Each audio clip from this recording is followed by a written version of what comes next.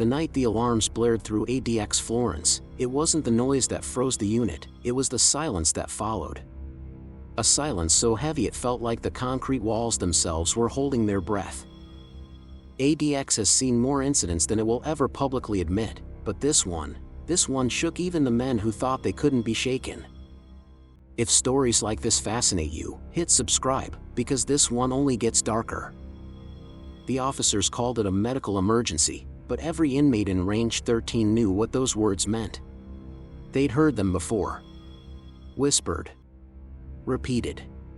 Filed in official logs with the same cold detachment every time a life inside these walls slipped into crisis. But tonight, something felt different.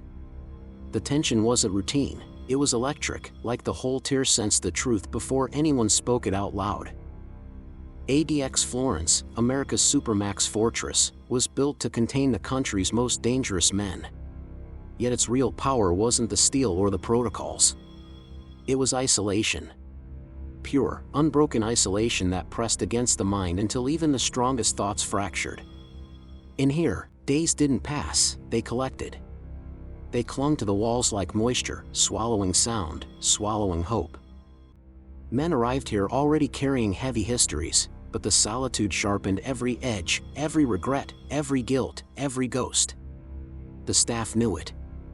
The inmates lived it. And the records, the ones the Bureau of Prisons actually publishes, only reflect what they're required to acknowledge.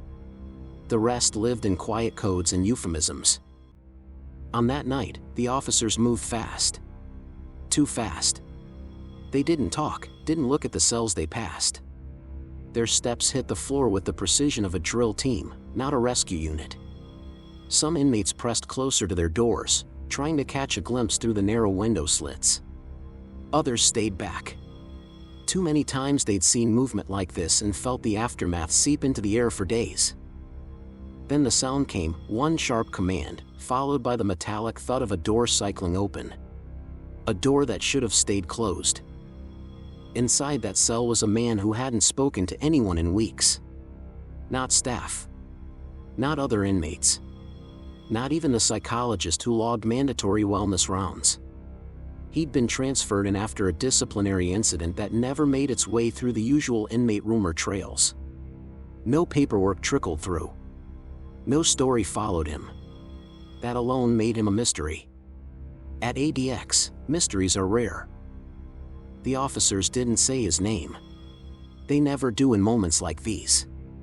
But the men on the tier recognized the way the staff tensed in the doorway.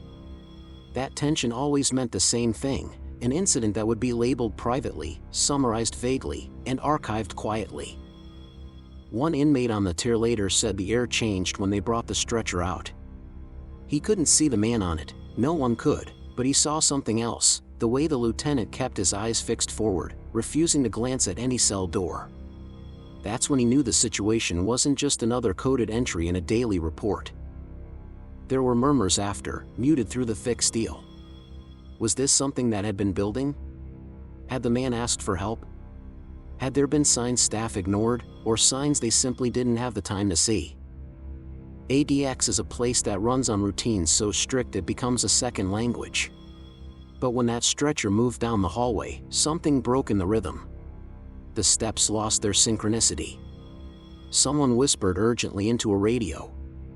And in a prison where everything is predictable, unpredictability is the loudest warning of all. As the officers disappeared around the corner with the stretcher, an inmate whispered one question through the small gap under his door, words carried by fear more than curiosity. What did they miss this time? He didn't get an answer. But later that night, a confidential report made its way to a supervisor's desk, one that hinted the case might not be as straightforward as the logs would eventually make it look. And that's where the descent truly begins. The morning after the incident, ADX Florence felt different, not louder, not busier, just off. Officers walked the tier with clipped steps, and even the veterans avoided eye contact. In a place built on routine, the smallest break in rhythm speaks louder than any announcement. No one said the word suicide. They never do. Instead, they used phrases that soften the truth: inmate distress, self-directed harm, critical condition. But the men locked inside those concrete boxes understood what those codes meant. They'd lived long enough under perpetual scrutiny to recognize the signs of a unit trying to contain a narrative. The man from Range 13, no one knew much about him, but everyone suddenly had theories. Some claimed he'd filed complaints. Others said he'd been on constant watch weeks earlier. A few insisted he'd been moved after a confrontation with a guard. In a place where information is currency, the absence of facts was its own kind of pressure. ADX had procedures for everything. Program reviews, mental health checks, behavioral monitoring. But those systems worked like gears, efficient on paper, slow and grinding in reality. Officers were understaffed. Psychologists carried too many cases. And inmates learned early to hide their struggles, because vulnerability here felt like another form of punishment. Every man knew the signs that someone was slipping. The pacing. The sudden quiet. The refusal to come to the door. The way eyes lingered too long on the vents, the walls, the edges of a sheet. Most inmates recognized these signs because they'd battled them in themselves. Some more than once. Around noon, the TIR's cameras shifted angles, subtle, but noticeable. Inmates started whispering through vents, letting theories bounce from cell to cell. And then a detail slipped through: the man had supposedly requested psychiatric help days earlier. Not an emergency evaluation, not a crisis call, just a routine request. A simple form. Something easy to overlook when a staff member is scanning dozens of documents during a shift already stretched thin. It wasn't the request itself that bothered inmates. It was the timing. Because if the man had really reached out, and if no one followed up, then the incident the night before wasn't just a tragedy, it was a failure. By late afternoon, another rumor rippled through the concrete. A guard had reportedly mentioned that the man's cell door had been covered up when they first approached the night before. That usually meant one thing: an attempt to shield something from sight. Sometimes it was modesty. Sometimes shame. Sometimes panic. The administration moved quickly to tighten the narrative. More rounds. Extra supervisory presence. The unit psychologist made a rare second visit. But inmates watched closely, they always do. And what they saw wasn't confidence. It was damage control. One man on the TIR, someone who'd spent years navigating ADX's psychological labyrinth, said it best: when the prison starts moving faster, it's not because they know what happened. It's because they're scared of what comes next. Pressure inside ADX doesn't explode outward, it implodes quietly. It shows up in the sudden enforcement of minor rules, the heightened tension during meal deliveries, the hushed conversations between officers who normally joke their way through shifts.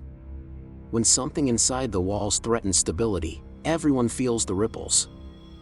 Then a new detail surfaced.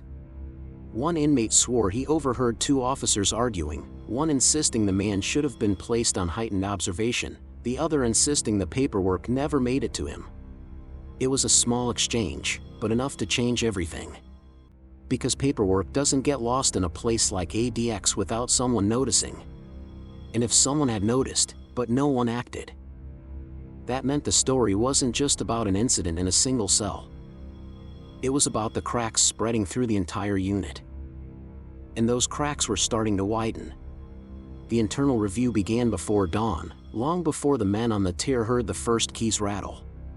ADX Florence never announces investigations, but the signs are unmistakable: clipped radio chatter, supervisors walking ranges they normally never step foot on, and a sudden, heavy tension that settles over the unit like dust after an explosion. The incident from the night before wasn't being treated as an isolated moment. It was being dissected: timeline, staff logs, video angles, every interaction the man had in the days leading up to it. But what unsettled the inmates wasn't the investigation itself. It was who showed up to run it. A federal inspector, someone no one recognized, walked the TIR in silence. She didn't look at the inmates. She didn't exchange words with staff.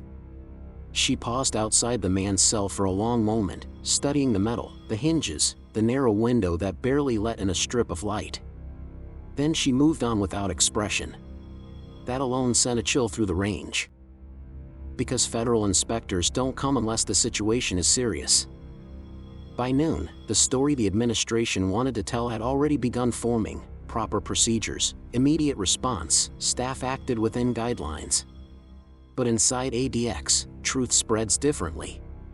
It's not written on paper, it travels through observation, what inmates see, what officers say without meaning to, what changes in the rhythm of the building.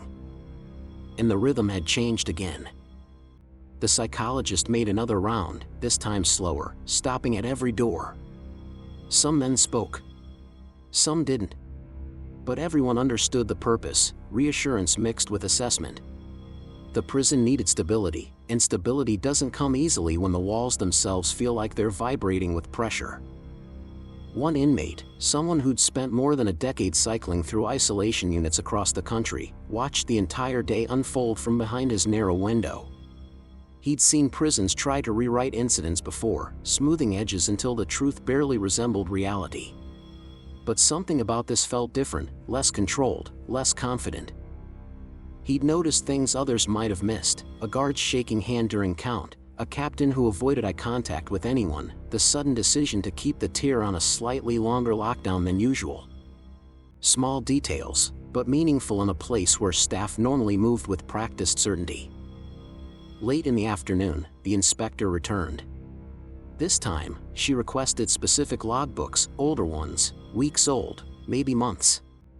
Records that should have been routine: wellness checks, movement slips, cell door notations. The officer who handed them over hesitated just long enough for the inmates watching through slivers of glass to realize something had gone wrong long before the night of the incident. As the inspector walked away, one inmate whispered through the vents, "They're not looking at what happened last night. They're looking at what didn't happen before it." And that was the truth quietly taking shape.